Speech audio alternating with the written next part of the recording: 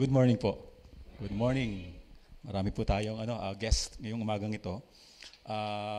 Welcome po sa gawain ng Panginoon dito po sa Gospel of Grace Community Church. At may mga kulang pa, yung mga yung mga reviewers natin, hindi sila nakarating. Pero anyway, meron pong plano ng Panginoon ngayong umagang ito sa atin. Amen? Meron siyang mensaheng ibibigay sa atin. And very exciting po itong mensahe dahil po this is something about the gospel. Yung good news ng Panginoong Hesus para po sa ating lahat.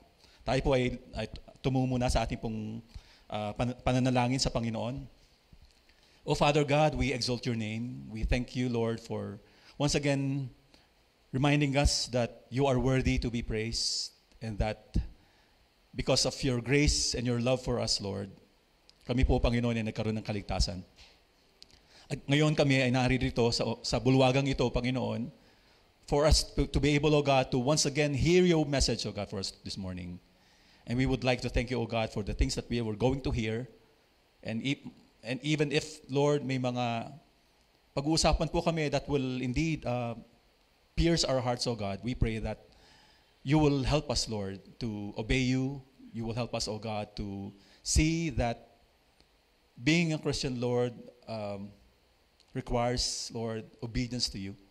And we pray we pray that you will indeed move in our hearts so that we will be willing, O God, to give ourselves as an offering to you and be of use, O God, to our nation for your kingdom purposes, O God. Maraming salamat po. We bless you. We thank you, Lord. In Jesus' name we pray. Amen. Ang topic po natin ngayon is about the importance of sharing our faith.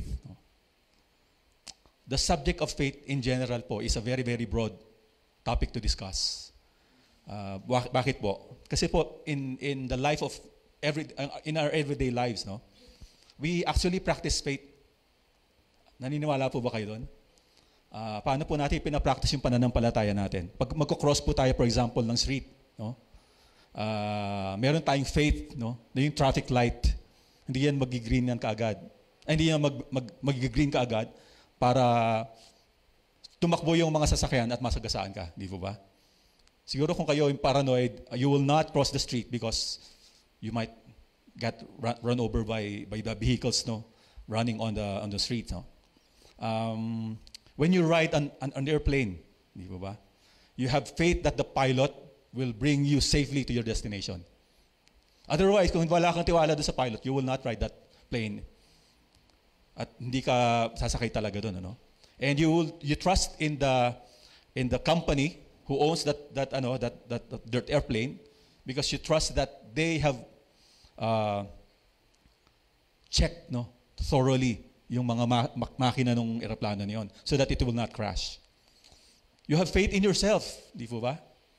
Naniniwala ka sa sarili mo that I can do this work, that I can do this assignment, I can finish this assignment, and I can succeed in my life, if I will just do my best and do my best. And of course, we trust in the Lord that He will indeed bless our life. Siguro po, in a very, very personal manner, we have faith in the supplements that we take, di ba? Vitamin C, yung tinitake dito. Kung ano yung supplements na tinitake nyo, you believe that those supplements or even the medicines that you take is going to make your health, you'll be healthy, na hindi kayo magkakasakit, hindi po ba? At hahaba yung ating mga buhay. That the vitamins and the supplements that we take will prolong our lives, But at this moment po, hindi po ito pag-uusapan natin na patungkol sa pananampalataya. We will not talk about any faith but the faith of a Christian. Christian faith. Ano ba ang ibig sabihin ng Christian faith?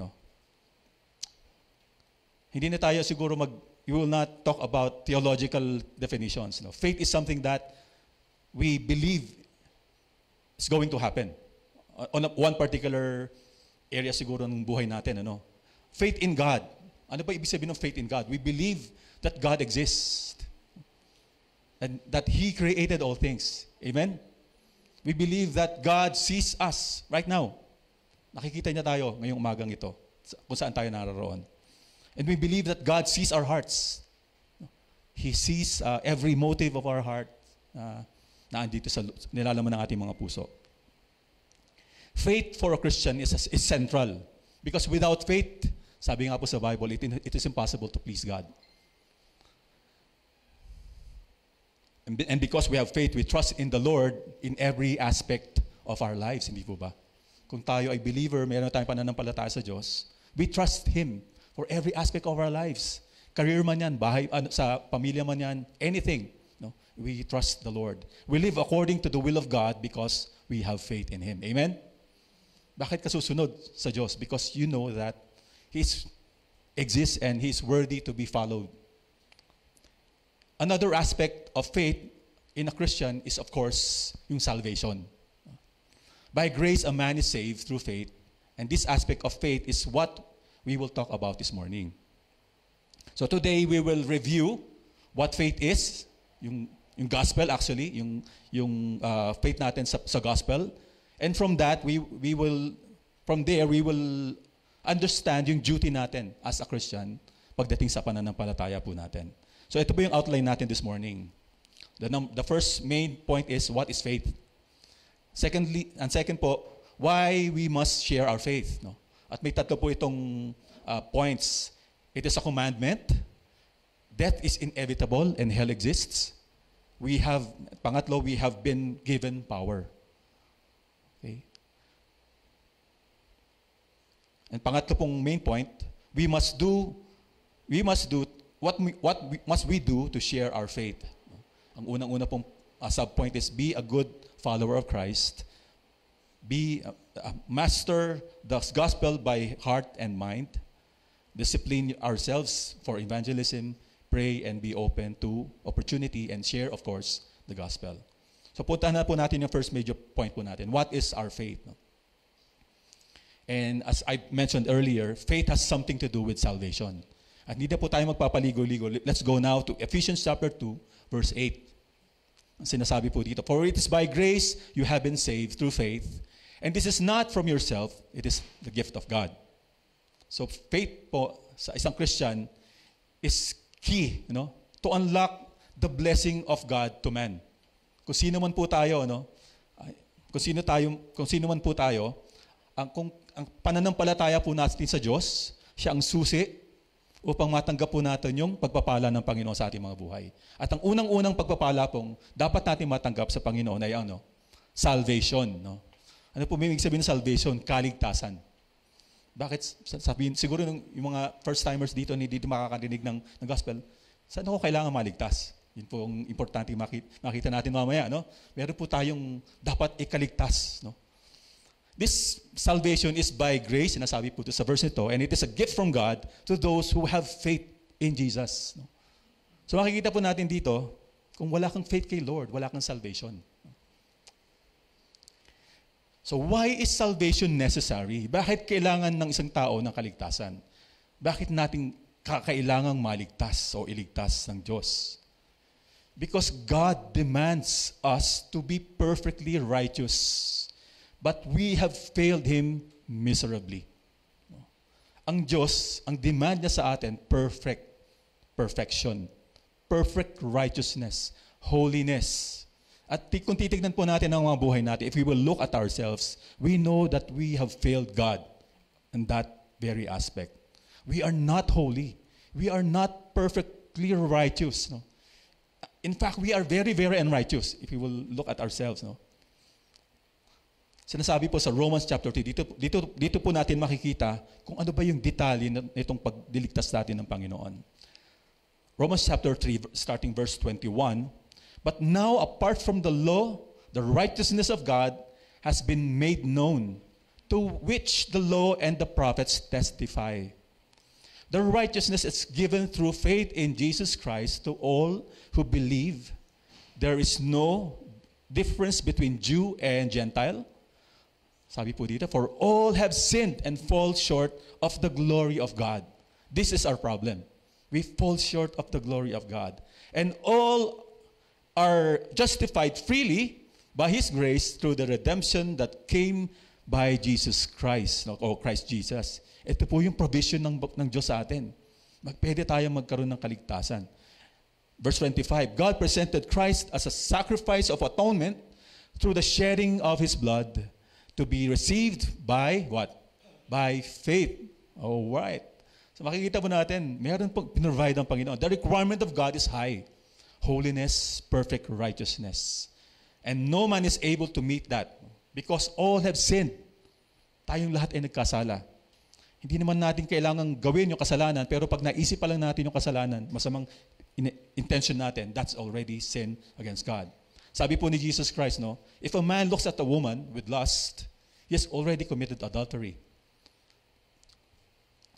So yun po, no, sa isipan pa lang natin, nagkakasala na tayo. So definitely, lahat tayo nagkasala. Amen? Amen. We all have sinned before the eyes of God. And what this verse also contains is that by grace, God provides a free gift of righteousness that meets His requirement. However, for God, it is not free, for His Son has to pay for that very gift. No? Ang Panginoon, meron siyang regalo na ibinigay sa atin. Ano yung regalo na yan? Perfect righteousness. No?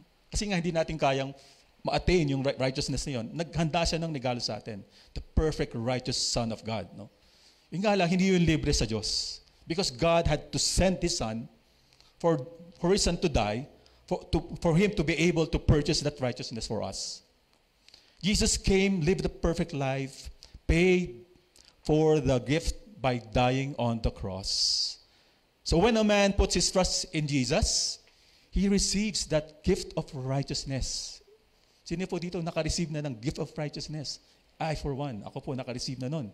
At praise God kung tayo po ay may gift of righteousness na nanggaling sa Panginoong Hesus. When God looks at a man who has faith in Jesus, ano makikita ng Diyos sa kanya? He sees the gift of righteousness which he received by faith, so that the man is no longer condemned for his sin, but is saved from the coming judgment. Ang linaw po ng gospel, hindi po ba? Ang ganda po nito, a man is judged accordingly who does not have faith in the Lord Jesus Christ. And in fact, sinasabi po sa Bible, condemned na yung isang tao na walang pananampalataya sa Diyos. On the other hand, kung ikaw ay may pananampalataya sa Diyos, ligtas ka na. You are no longer condemned, but you already have received eternal life. Nakaka-follow po ba tayo? Amen. Amen. So Jesus is the Redeemer of those who have faith in Him. Thank God, meron po tayong gift ng righteousness na nanggagaling po sa Panginoon. At ano pong tawag dito sa magandang balita na ito na ibinigay sa atin ng Diyos? This is called the good news. No?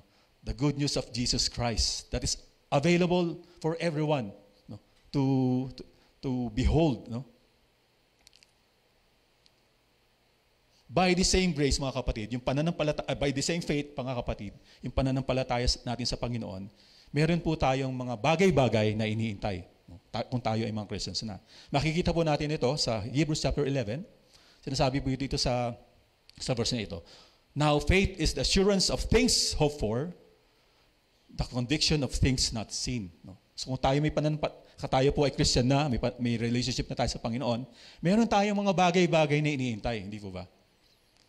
Siyempre kung useless yung pananampalataya natin, kung wala naman tayong iniintay na mangyayari. Okay. Of course, yung salvation po natin, mangyayari yon, kaya hindi talaga useless yung ating pananampalataya sa Diyos. Assurance, ano po ang ibig sabihin nito? Possessing a guaranteed standing under an agreement. Kung ikaw ay mayroong property, mayroong kang titulo ng iyong property, nakalagay din ang pangalan mo, assured ka na ikaw ang may-ari ng property na yon. Parang ganun po yung sinasabi po dito. Tagalogin po natin yung talata na ito. Ang pananampalataya ay pagtitiwala na mangyayari ang ating mga inaasahan. At katiyakan tungkol sa mga bagay na hindi nakikita. So kung ikaw may pananampalataya, kami inaasahan ka mangyayari.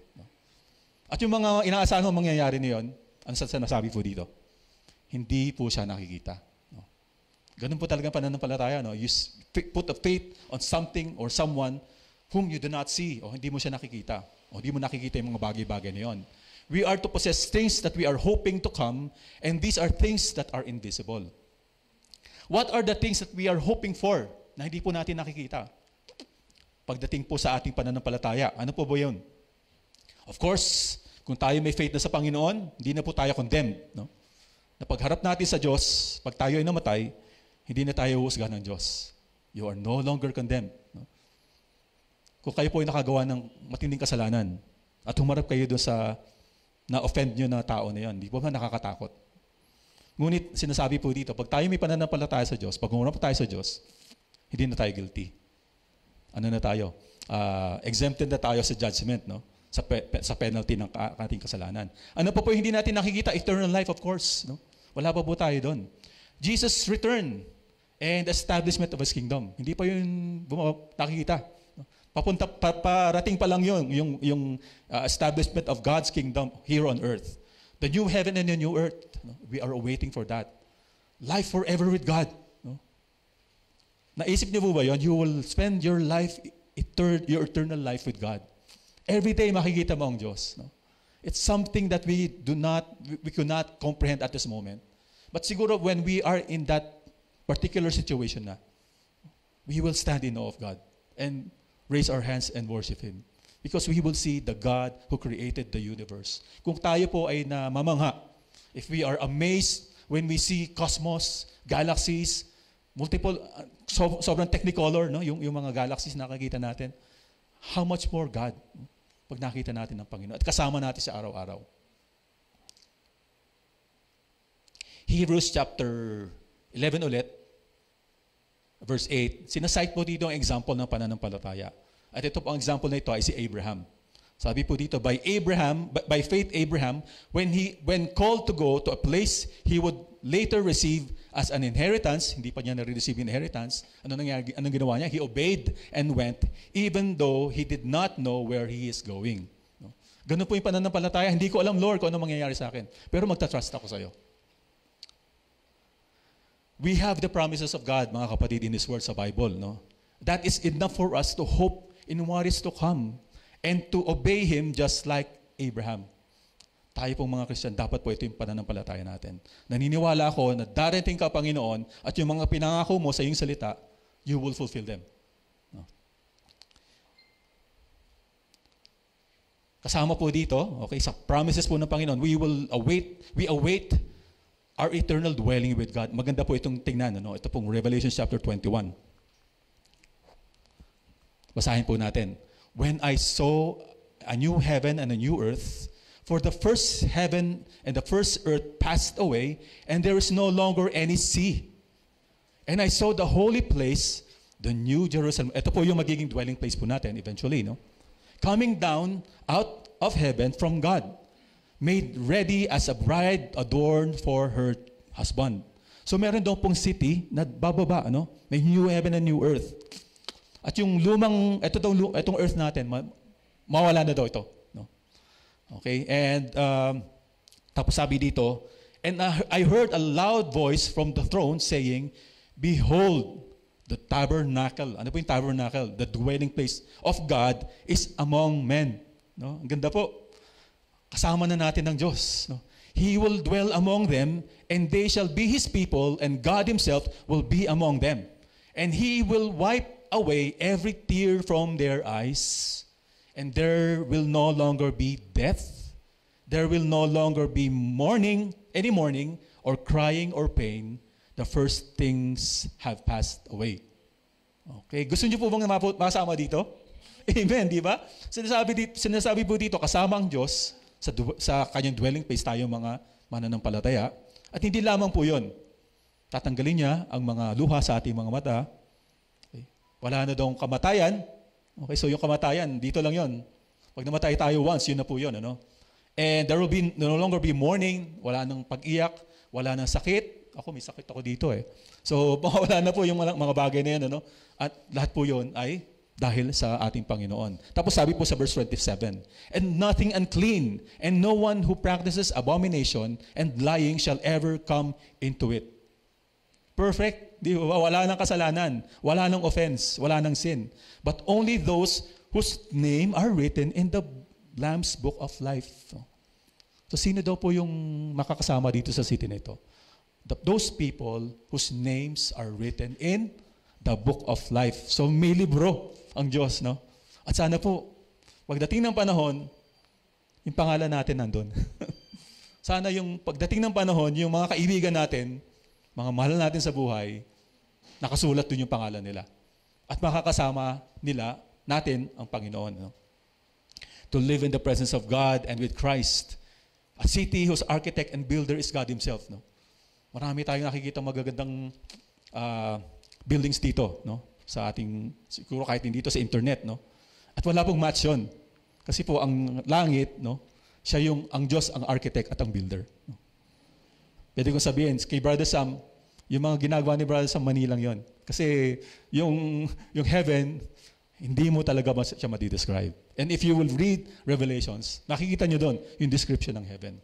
See as crystals, yung makikita natin doon. Ano? Ang ganda po ng description. No more tears, no more death. All things have passed away, new things have come. Perfect without sin. If we have faith in Christ, we are saved and we have something great to look forward to at the end of the age. Meron tayong ina-aspire dito sa buhay na ito. Dito, for example na lang, itong ating mga magbo-board exam. No? They are looking forward to pass those exams. No? Pero yung katiting lang yun. Ano? If we will compare what we are expecting from God, eventually, at the end of the age, wala pong kapareho ang mga bagay-bagay na yun. Bakit po natin sinasabi ito, mga kapatid? No? Because when we will share our faith with other people, we must be fully convinced of this. Na alam mo, may kamatayan, may parusa ang Diyos, at ikaw, kung Christian ka na, naligtas ka na. Dapat certain ka doon na may heaven at may hell. No? At ang mga bagay nito, hindi ito fiction. This will happen when Christ returns. And hindi ito baka o sana mangyari. Totoo mangyayari po ito, mga kapatid. And we should stand by the Word of God. Kung ano yung pinaramis ng Panginoon sa Bible, alam natin na mangyayari yon. Otherwise, kung tayo ay parang hindi tayo sigurado sa ating conviction, yung mga nakikita na darating sa atin, hindi tayo magkakaroon ng conviction in sharing the gospel to others. We must be very convinced about these, otherwise we will struggle to share our faith with other people. So these things are good news, hindi po ba, mga kapatid? Kung ikaw, Christian, good news talaga sa iyo yan. Imagine mo, alam mo makasalanan ka pero naligtas ka. Nalibre dahil sa ating Panginoong Jesus. Good news siya. At ito po yung tinatawag na gospel. In Greek, ang term po doon, euangelion. No? Dito po nang galing yung salita na evangelism. Evangelion. So what is evangelism? At dito po tayo pupunta. Ito ang main topic po natin for this morning. Evangelism is what? To present Christ in the power of the Holy Spirit to sinful people.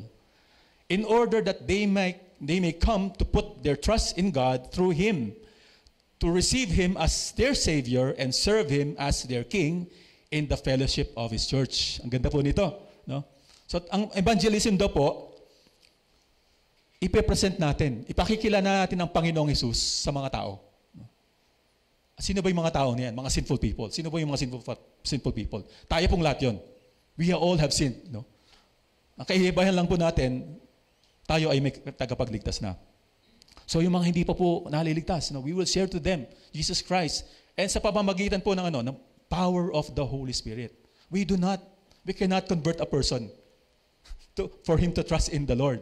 It's the power of the Holy Spirit only. Tapos sinasabi po dito na that they should receive the Lord Jesus Christ as their Savior and serve Him as their King. No? So we present the gospel of Jesus Christ to people. Tignan po natin yung main point number 2. Bakit natin kailangang i-share yung gospel? Why we must share our faith? Number 1, because it is a commandment. Isipin po natin ito, mga kapatid, no? Commandment siya. Hindi siya something optional na, pwede namang hindi siguro sundin yan. No? Hindi po. Sabi po sa Matthew chapter 28, before the Lord was taken up to heaven, of course, kung ikaw ang pinaka-last time mo na yon, spending with your disciples, di ba? Ibibigay mo sa kanila ang pinaka-importanting commandment. Bete mong ibigay. Ano po yung binigay ng Panginoon sa kanila?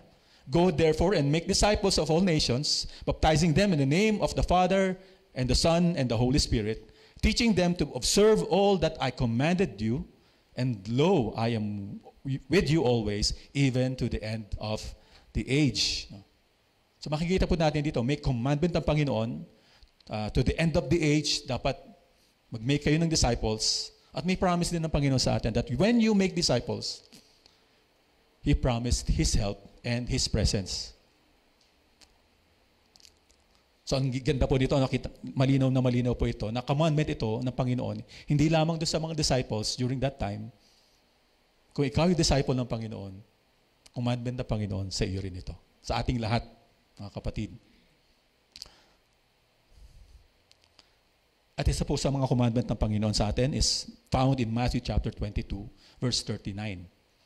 Ang sabi po dito, love your neighbor as yourself. No? Bakit po kaya binigyan ng Panginoon ito, no? Sa atin in relation to gospel, no? Love must give hope to people. Amen. Yung kung mahal mo isang tao, bibigyan mo siya ng pag-asa. Like for example, meron po akong makakilala na matutulungin talaga silang mga tao, no? Pag walang trabaho yung isang tao na yan, bibigyan niya ng pag-asa. Ano yung pag-asa yung bibigyan niya? Bibigyan niya ng trabaho. Kung wala siyang pera na panggastos, bibigyan mo siya ng pera para magkaroon siya ng panggastos, di po ba? May pag-asa kang binigay sa kanya. At tayo pong mga Christians, we are commanded, no, to give hope to people, no, because we love them. Naalala ko po yung Jeremiah chapter 29. Wala po ito dito sa ating slide. Sabi po ng Panginoon dito, for I know the plans I have for you, declares the Lord. Plans to prosper you and not to harm you. Plans to give you a hope and a future. Ang ganda po nito, no? So ang Panginoon, meron siyang gustong plano na ibigay sa mga tao. At mangyayari lang yung plano yon, matatanggap lang ng mga tao ang plano na yon, kung siya ay may pananampalataya sa Panginoon. A person's life without Christ is empty. They may appear happy sa mga sa Facebook, masaya sila, pero deep within, alam mo, there's something missing in their lives. No?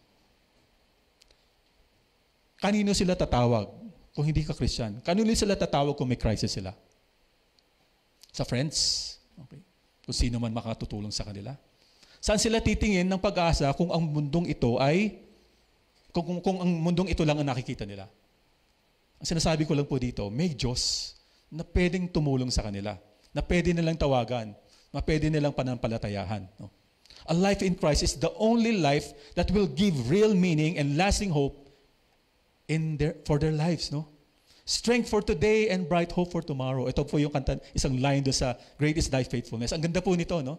Because it is only God who can give you strength for today and bright hope for tomorrow. Ang Diyos lang ang pwedeng makapag-assure sa atin ng bagay na yon. People filled with so much grief need to not suffer if Christ is in their lives.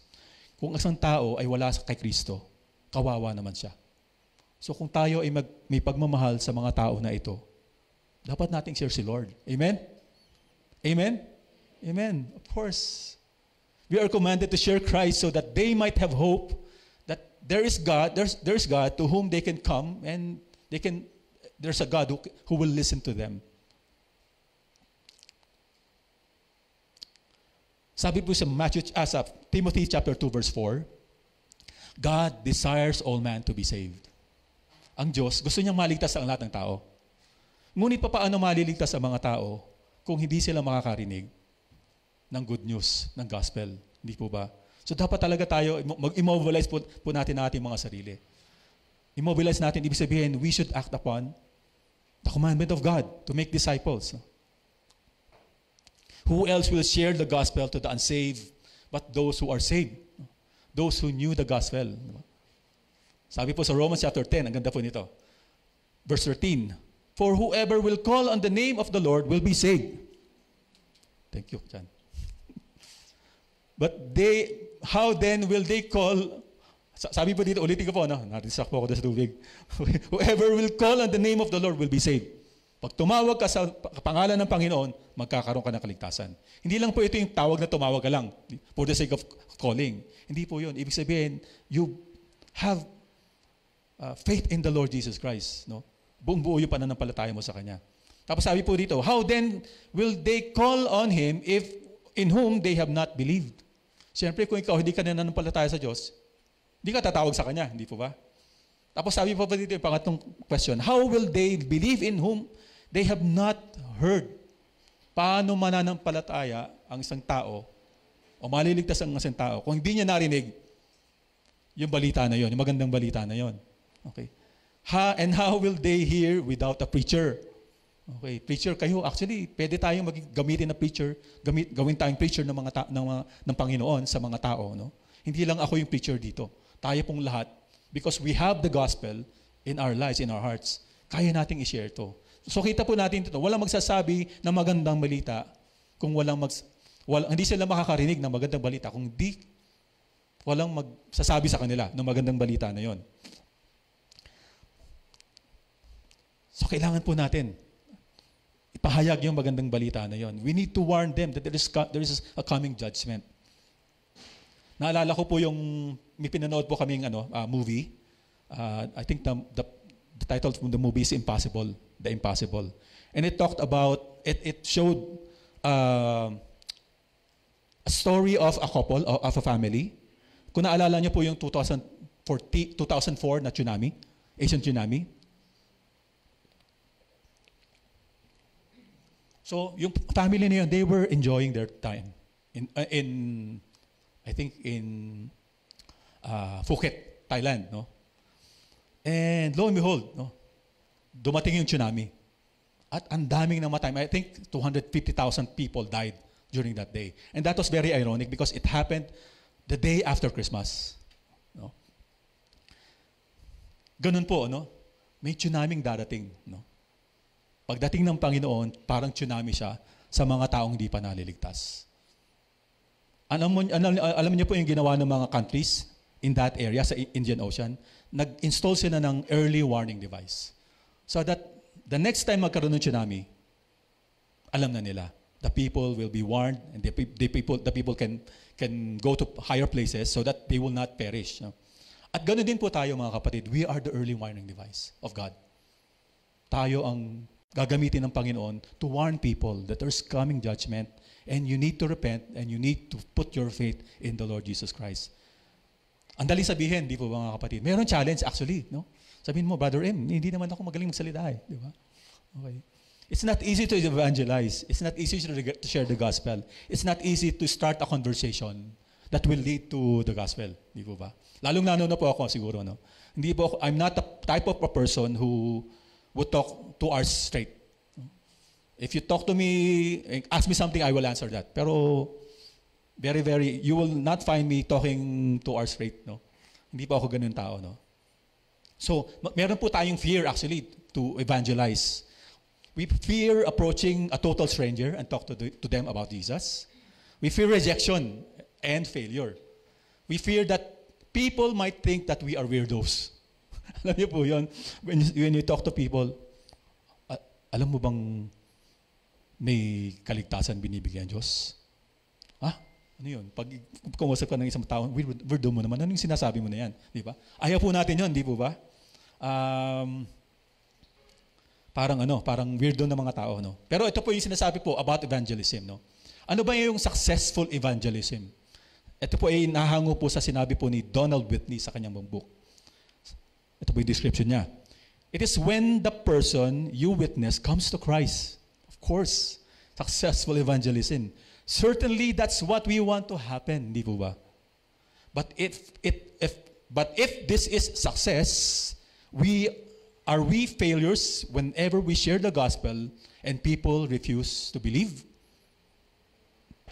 Was Jesus as an evangelistic failure when people like the rich man ruler turned away from him and his message? Ang Panginoong Yesus na po ito, He failed when He evangelized that rich particular person. Obviously not. Of course, hindi naman nag-fail ang Panginoon. Then neither then neither are we when we present Christ and His message and turn away in unbelief. We need to learn that sharing the gospel is successful evangelism itself. We ought to have an obsession for souls and tearfully plead with God to see more people converted. But conversations are fruit that God alone can give. No? Sinasabi lang po nito, no? Kung tayo ay nag-attempt na tayo mag-share ng gospel sa ibang tao, walang reaksyon yung mga tao. No? Ano ba yung successful ko ba? Hindi. Sinasabi lang po nitong quote nito ni Donald Whitney, actually successful ka because you were able to tell that person the gospel. Okay. Imagine po yung sarili natin. Ano? If we are a delivery man, Shopee man o Lazada, no? Ano po importante ito sa mga nagde-deliver? Gusto po ba nilang magtatalon yung mga taong dinideliveran nila ng item, ng parcel nila? Hindi po. Ang gusto lang ng mga delivery man, pag binigay niya yung parcel doon sa customer, doon sa recipient, sa consignee, walang problema yung parcel. Buong-buo siya. No? Ganun po dapat tayo, ang attitude natin when we share the gospel to others. Binigay ko, nasabi ko yung kabuuan ng magandang balita sa ibang tao. At kung hindi man siya tumanggap doon, ang Panginoon ang nakakakita nun. At bahala ng Panginoon.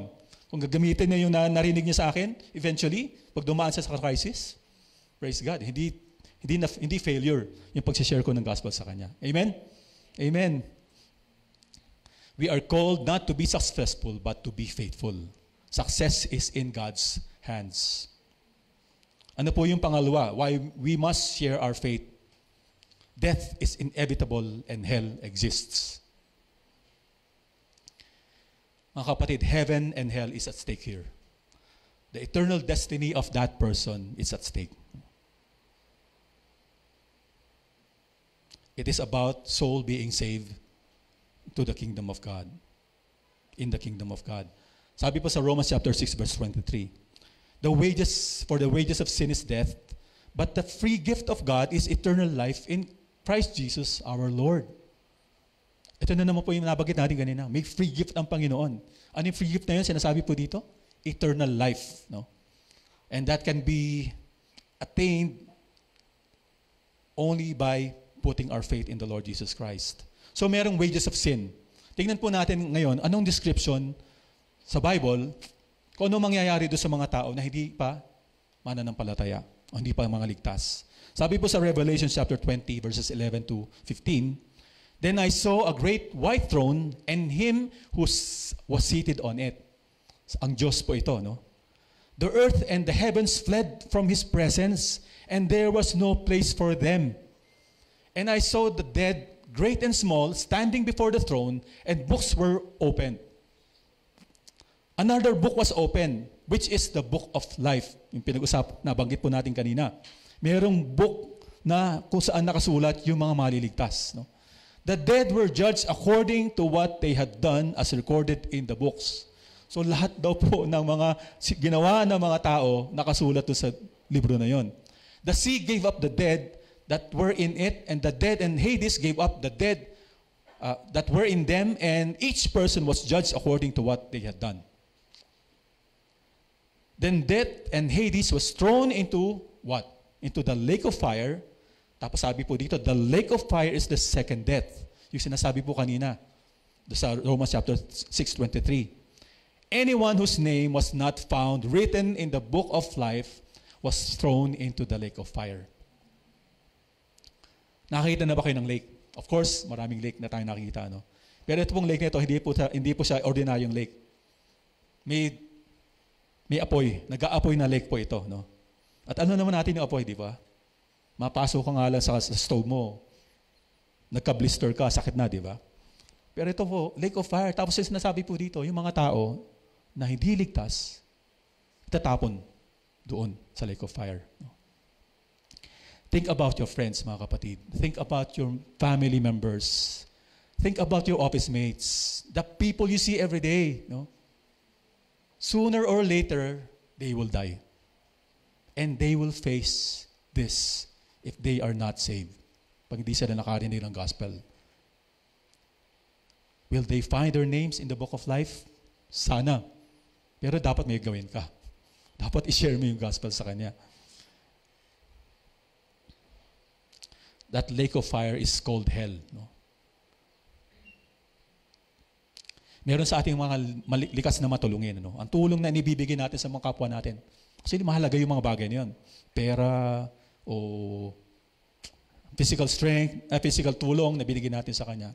Pero ang lahat yun, maglalaho yun eh. Pero kung yung tulong na ibibigay natin sa kanya, share the gospel to them. And they became a Christian. They become a Christian. Wow, what help, hindi mo ma-express yung tulong na naibigay mo sa kanya. Na kahit maghirap siya dito sa buhay na ito, okay lang. Kasi alam niya, pag namatay siya, pupunta siya ng langit. Amen? To disobey the great commission of Jesus Christ is sin against God. And we are also sinning against our neighbor because hindi natin pinakita yung pagmamahal natin sa kanila by sharing the gospel to them. Mga kapatid, may we, including myself, no, may we have the love and compassion for the lost. But how can I do it? Sabihin natin, ano, hindi naman ako nga magaling magsalita. No? Natatakot ako, may yayain akong tao. Di po ba? Ito po yung pangatlo na point po natin. Subpoint. We have been given power. Sabi po sa Acts chapter 1 verse 8, "But you will receive power when the Holy Spirit comes on you, and you will be my witnesses in Jerusalem and in all Judea and Samaria and to the ends of the earth." So tayo pong mga Christians, we already have this power living in us, no? The Holy Spirit. And we have the power to evangelize. At ito pong, kung titignan po natin yung verse na ito, is God calling you to be an evangelist? No. He's not calling you to be an evangelist. He's just calling you to be what? A witness. Di ba ba? A witness tells the things that he saw and experienced. Kung ano yung experience mo, yun ang sasabihin mo sa kanila, di po ba? Ganun namang witness, when you are a witness in a witness stand, sa isang court, di ba? You will just tell that the people or the judge, kung sino man yung nandun, the attorneys, kung ano yung nakita mo, at sasabihin mo lang sa kanila. Ganyan po ang sinasabi po dito sa Bible. No? We are witnesses. At ano yung na-witness natin? The salvation of God. And how can we not tell other people that what God has done in our lives? Hindi po ba? Kung tayo naligtas na. We have experienced Jesus, and that's why we should tell about Him to others. We have salvation, then we should tell others that tayo nagkaroon ng kaligtasan. We have changed lives. Share it to others. Bakit ka nagbago ng ganyan? Hindi ka naman ganyan dati Di ba? Meron na po ba nagsabi sa inyo ganon? Eh di yun ang pagkakataon. Sabihin mo na sa kanya, baka dahil sa Panginoong Hesus. At yun na, dire-diretso na yun. Yung conversation na yun. Nakikita po natin dito, it is only by the power of God that an unbeliever can come to Christ. Sabi po sa John chapter 3, verse 5 and the following, Jesus answered, very, very, very truly I tell you, no one can enter the kingdom of God unless they are born of water and the Spirit. Flesh gives birth to flesh, but the Spirit gives birth to spirit. Ang sinasabi po dito yung pagiging born again, pagiging Christian. Na ang isang tao daw, hindi niya makikita yung kingdom of heaven, kingdom of God, kung hindi siya ipapanganak na muli. Sabi po sa verse 7, "You should not be surprised at my saying, you must be born again. The wind blows wherever it pleases. You hear its sound, but you cannot tell where it's coming from or where it is going. So it is with everyone born of the Spirit." Sinasabi lang po nito mga kapatid, no? Hindi mo alam kung kailan ka mababorn again. Pag nag-share ka ng gospel, minsan nga, pag nag-share tayo ng gospel, parang palpak yung pagkakashare ko. Alam niyo po yun? Parang ang lousy ng pagkakashare ko ng gospel, kulang. Pag nakita mo yung siniraan mo, umiyak na siya. Di ba? Na-born again. Bakit kaya? It's because of this. It's because of the Holy Spirit na gumalaw sa kanyang puso. No? Mga kapatid, Peter was a fisherman with impulsive attitude. No? Alam mo yung fisherman, mga ngisda. At siya yung unang ginamit ng Panginoon, he was given the key, no, to the kingdom of God. No? And when he was empowered by the Holy Spirit, thousands of people believed in the Lord in just one day. Mangingisda lang yung kapatid. Ikaw ba, ano bang natapos mo? Di ba? Ano bang na-attain natin sa buhay natin? We are more intellectually siguro capable than Peter the fisherman. But how was he able to do that? Because he was given power. The power of the Holy Spirit. No? All that we need to do is what? To obey His command. Ano yung command na yun? To be a witness. No? Kapatid, no? Ano ba yung witness sa Tagalog? Witness. Ha? Saksi. Yun, saksi. Oh, ikaw ba ay kailangan mong nating maging witness o saksi sa ating mga kakilalang hindi pa pumana ng palataya. Punta na po tayo sa last main point po natin. What must we do to share our faith? Okay, we've been talking about verbal communication. No? Pero ito pong unang point po dito, napakaganda po nito. Be a good follower of Christ. Okay. Though the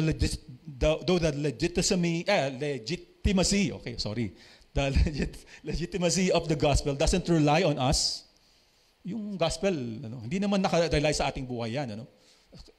Pero, we are the best advertisement of the gospel to other people. Yung buhay mo, kapatid, buhay natin, advertisement na ng Diyos para sa mga hindi mananampalataya. Sabi po sa Matthew chapter 5 verse 16, "Let your light shine before men that they may see your good deeds and praise your Father in heaven." A life that is not walking in obedience to Christ will not have much to share to other people. Kung ikaw ay Christian at hindi makita si Kristo sa buhay mo, hindi ka faithfully sumusunod sa Kanya, mahirapan ka, kapatid. Mahirapan tayo na mag-share ng gospel sa ibang tao. Buhay mo pa nga lang di ba? Hindi mo pa nga makontrol, di ba? People look at us, look at our lives more than what we say, than listen to what we say, no? Sabi po sa 2 Corinthians chapter 5 verse 17, anyone who belongs to Christ has become a new person. The old is gone, the new life has begun. Kung tayo po ay tunay na Christian, magbabago at magbabago po ang buhay natin. Hindi po pwedeng hindi. If you were justified and you were redeemed by the blood of Christ, hindi po pwedeng hindi tayo masanctify, baguhin ng Panginoon ang ating mga buhay. Sabi po ni Donald Whitney, the evidence that you've been given the power to witness is a changed life. The same Holy Spirit power that changed your life for Christ is the power to witness for Christ. No? Ano po nagiging challenge natin? A compromised life. Kung titignan ng ibang taong buhay mo, pakinggan ka kaya nila pag na-share ka ng gospel. Check po sa ating lahat ito. No? O nga, Lord. Kung nakita nila yung buhay ko, at pag nag-share ako ng magandang balita, pakinggan kaya nila talaga ako? O hindi. Kasi sa mga ugali ko Okay. Maniniwala kaya sila na ikaw ay nakikristo at sa pamamagitan ng pananalita mo o gawa mo? Of course, kung ikaw ay isang faithful na Christian, makikinig sila sa iyo. Maniniwala sila sa iyo. Pero kung hindi ka, you're not living the Christian life, the true Christian life, you will find it hard for them to listen to you. Unfortunately, there are those who are Christians who live uninspiring life. Bakit? They live like this world, no? Parang silang taga-mundo, parang hindi sila Christian. And if we are in that situation, mga kapatid, we should confess our sins to the Lord and repent of our sins. Sabi po sa 1 Peter chapter 2, live such good lives among the pagans that though they accuse you of doing wrong, they may see your good deeds and glorify God on the day He visits you. No? So, ingatan po natin ang ating pamumuhay when we are around unbelievers. Let's not be like them. Galyuhan natin ang ating mga sarili. On the other hand, pwede namang maayos yung buhay mo, maganda yung testimony mo, pero hindi ka nag-share ng gospel. Puro good works ka, good works. Ang bait mo. Lahat ng tao sa office, okay ka. Pero ang kulang mo, wala kang boldness to share the gospel to others. Bakit po? Ako po isa doon. Guilty po ako dito, no? When I became a Christian, doon po sa former church namin, we were never encouraged to share the gospel to the lost. But by the grace of God, yung buhay ko, naging testimony sa kanila. No? And niyayaya ko sila sa church, nag-a-attend sila na church, at yung nga po, grasya lang po ng Panginoon, naging Christian sila lahat. Pero yung nga lang, if I'm to search or go back to that, to that account, hindi ako nag-share ng gospel sa kanila. Ibang tao. Pero okay lang din naman po yun, ano? Yun nga lang, di ba, kung tayo, nasa ganitong situation, matagal po naging Christian yung mga kapatid ko Process po sila. At kung ikaw, nandun sa situation na yun, na maganda yung reputation mo sa ibang tao, di ba? Huwag mo na akong gayahin. Huwag niyo na po akong gayahin. I-share niyo na yung gospel. Kasi hindi niyo alam kung kailan hanggang mabubuhay ang tao na yan. Di ba? So yun po, no? Napaka-importante po. Let our light shine before men so that our life will speak of Christ by what we do and what we say. So our life matters a lot. Pangalawa po, master the gospel in our heart and mind. Nakita po natin kanina sa previous point natin na we should practice what we preach. No? Dito naman po, we should practice what we are going to preach to others.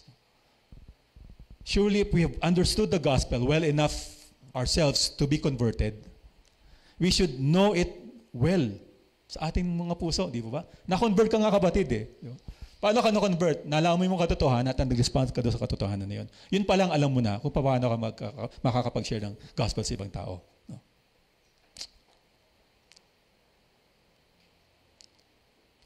Kung tayo po ay very big pa sa atin, yung paano ba mag-share ng gospel, of course, we need to study. No? Balikan natin yung mga verses kung saan makikita niya na kailangan niyang maligtas sa kanyang mga kasalanan. Gaya po ng tinignan po natin kanina sa Romans. 1 Peter chapter 3, verse 15, but in your hearts revere Christ as Lord. Always be prepared to give an answer to everyone who asks you to give the reason for the hope that you have. Kailangan nating i-ponder upon ang gospel sa ating mga buhay. No? Think of who you are once and what you have become.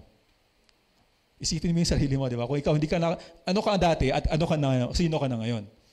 At tingnan mo yung buhay mo in the light of the Word of God. At makikita mo nun, binago ako ng Diyos. Nagkaroon ako ng buhay na walang hanggan. At itong mga salita na ito yung mga pinanghawakan ko, pinanawalaan ko. Kaya ako nagkaroon ng kaligtasan. Yun pa lang mga kapatid. We can share that to others. No?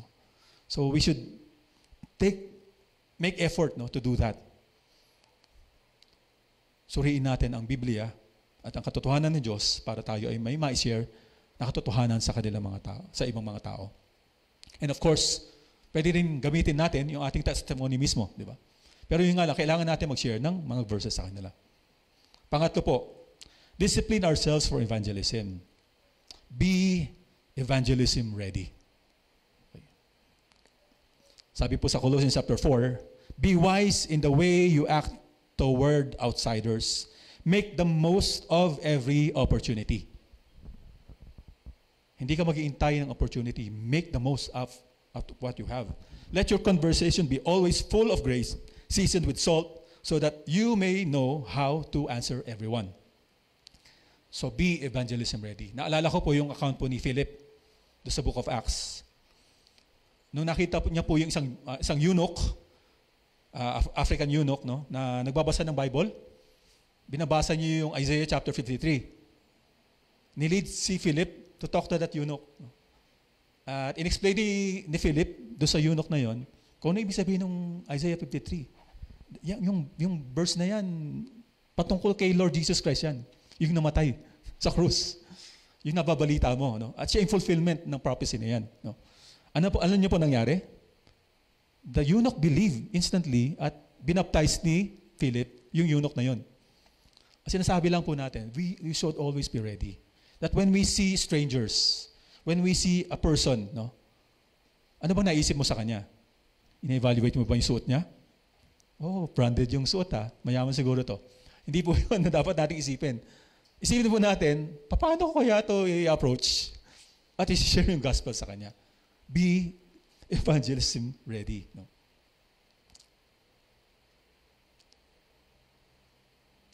At pag nakausap po na siya, paano ko siya ililid sa spiritual things? Yun po ang challenge sa atin, di po ba?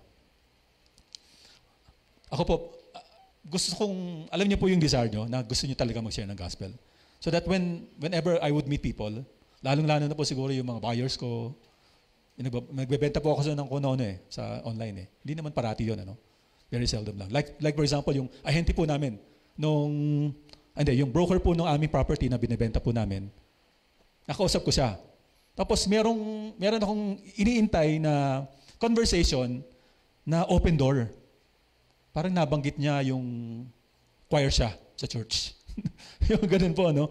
Uy, choir sa church. Ano na yung pwede ko sabihin sa kanya para ma-share ko na yung gospel sa kanya. Ganun po dapat tayo, no? We should always wait for opportunities or grab the opportunities at hand.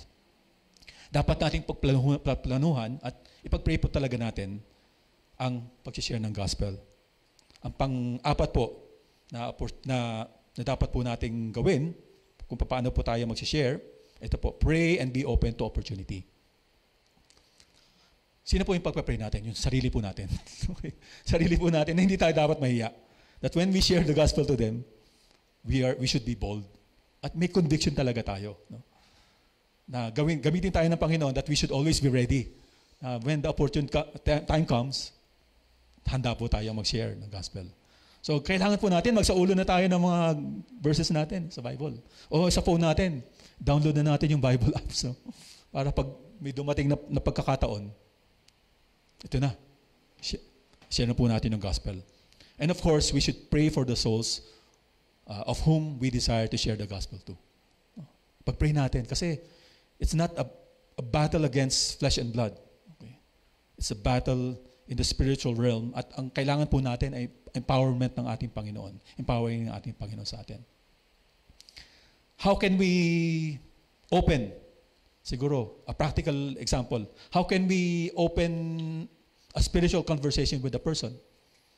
Sinasabi nga po ng isang nabasang article, yung mga tao daw po, pag tinanong mo sila, how can I pray for you? Open na yun. Kasi gusto nila yung mga bagay na yun, na tutulungan mo sila sa pamamagitan ng pananalangin for them. No? And they will appreciate that. And when we do that, no, tingnan mo na. So siguro hindi mo muna siya mapapag-pray, ma-evangelize at that very moment. Pero pagbalik, kumusta na yung pinag-pray natin? Di ba? Answered prayer. Nako, ayan na yun, kapatid. Sunggaban mo na yung opportunity na yun, i-share mo na yung gospel sa kanya. And last but not the least, share the gospel to them. Of course, yun naman pinag-usapan natin sa simula pa lamang. Share the gospel to them. The message of repentance and salvation. Ano ba yung mga verses na pwede kong gamitin, Brother M? John chapter 3, verse 16. Diba? Sobrang common nito.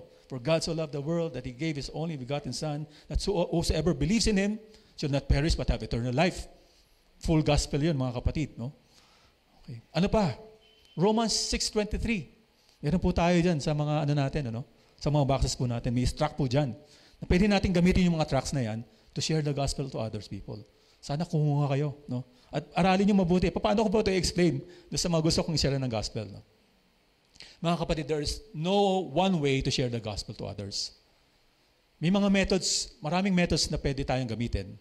Pero alam niyo po, kung paano tayo ginift ng Panginoon, yung personality natin, pwede po natin gamitin yung personality natin o gagamitin ng Panginoon yung personality natin in reaching out to other people.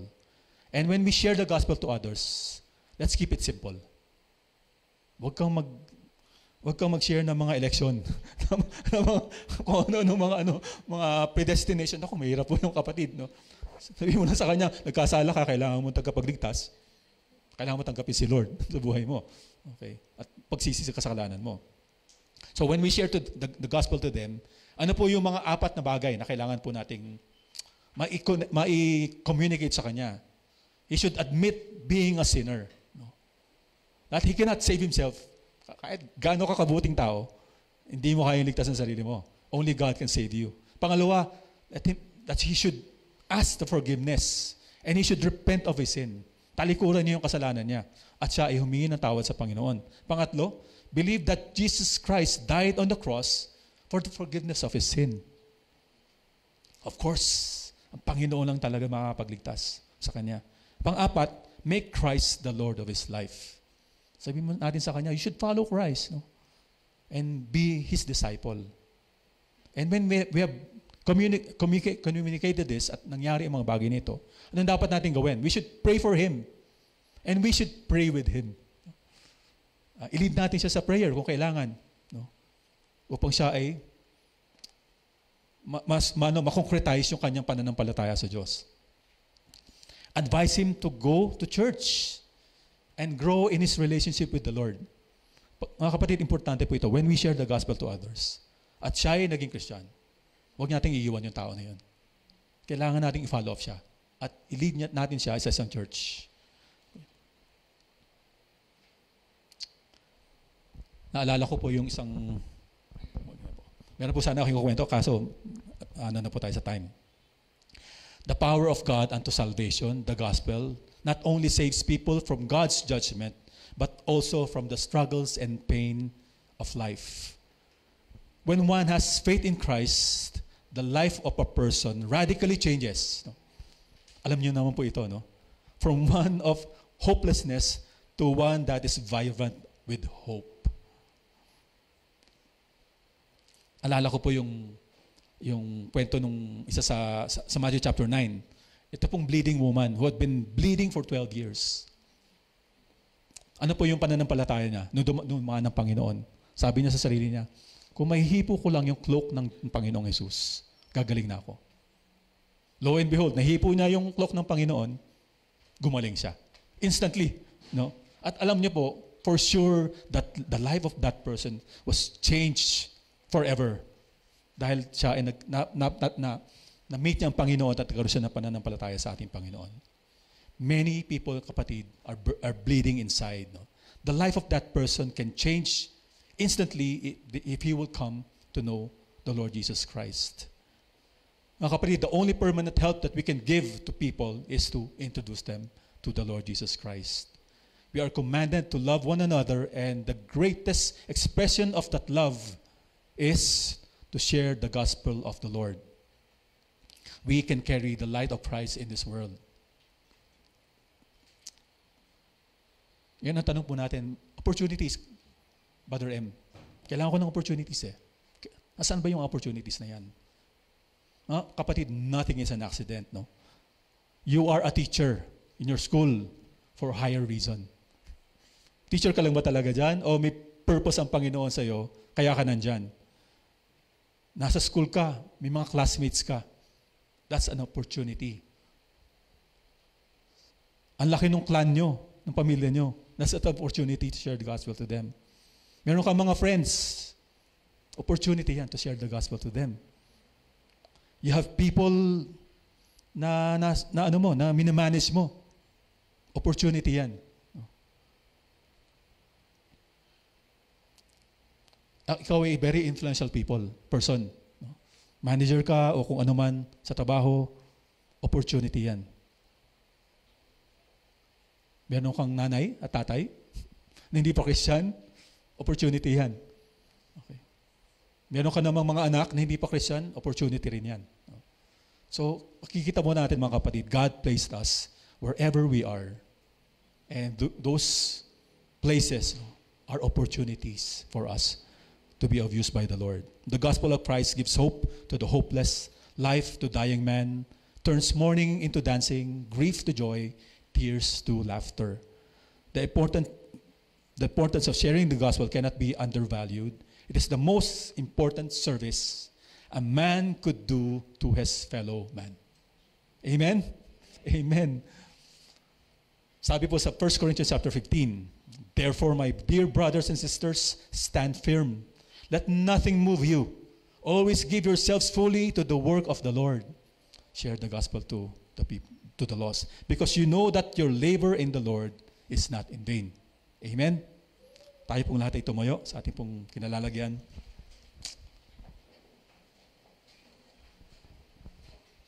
Tayo po lumapit po sa Panginoon sa pagkakataong ito. We will have our communion later. At sino po ba yung maaring mag-communion, mag-take ng elements po natin? Ang tayo po ay na-born again na, may relationship na tayo sa Panginoon, tayo po ay dapat mag-communion. Kung hindi pa po natin sigurado ang ating sarili, you can remain sitting down and see what the Lord is doing in our midst. No? Let's come before the Lord. O Father God, maraming salamat po sa hapon pong ito, Panginoon, sa umaga pong ito, na binigay niyo po sa amin ang paalala, Lord, ng magandang balita para sa aming lahat. Tunay nga, Panginoon, na lahat po kami ay makakasalanan at kung kami po ay inyong huhusgahan according to what we have done, O Lord, we know that we will fail. We know that we deserve, O Lord, to be condemned by you. We know that we deserve your wrath, O God. We know that we deserve nothing good from you, O God. But thank you for the Lord Jesus Christ, who is your righteousness, Lord. That Jesus Christ came, Lord, from heaven. He came to this earth, O God. He suffered and died for our sins, Lord. He purchased, Lord, that gift of righteousness that we now have, O Lord. Maraming salamat po, Panginoon. And that's why, O God, we could come to you boldly in your presence, Lord, without any fear, because we know, O Lord, that we have been forgiven, that we are made righteous by the blood of Jesus Christ. Maraming salamat po, Panginoon. And we know, O Lord, that this life here on earth, O God, will end sooner or later, O God.